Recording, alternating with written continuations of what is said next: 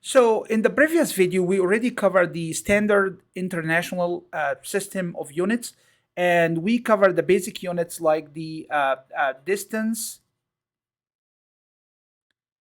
time, mass, and temperature. And for the SI unit, we did cover that distance is measured by the unit of meter, time is measured by the unit of second, and we went for the mass by kilogram, and for temperature, we use Kelvin for the measurement. That's the SI unit. If you want to recall what we covered, go back to the previous video for the SI system unit. Now we're talking about the English or the imperial system of unit. This is sometimes it's used heavily in some European country, but we're still in the United States. We're still using it for a specific courses here. So under the English system of units, usually the distance, we measure the distance by the foot, and it's has acronym of FT, feet or foot, and the time is still measured by seconds. So that's for the unit of time. And for the mass, we use pound.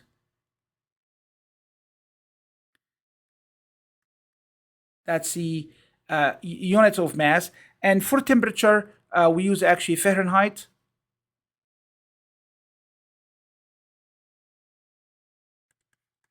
And this is actually F circle. So this is the basic units that we use for the English or imperial system of units.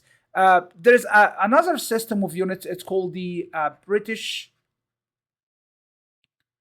gravitational system of units, which is BGS system.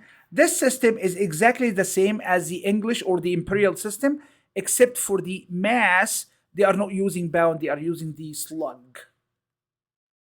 But everything else is the same. So the distance, we use feet or foot, we use second, and we use actually Fahrenheit for the temperature in the British gravitational system as well. So the only difference is actually the mass is measured by pound in the English system and slug.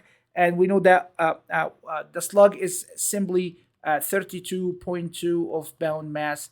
So this is how they are related. So just it's a matter of scale a little bit in here. This is simply cover the other systems of units that you may experience. It depends on what reference book you are using for the fluid mechanics course. But I think the most of us is using the SI unit. Even here in the United States, we mix between both of them.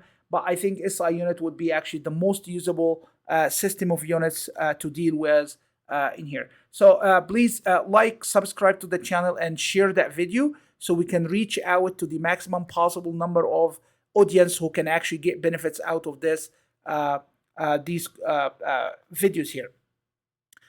Next, I would like to highlight a little bit of information about the temperature scale. Then we're going to go into the engineering prefix of presenting numerics number. See you in the next video.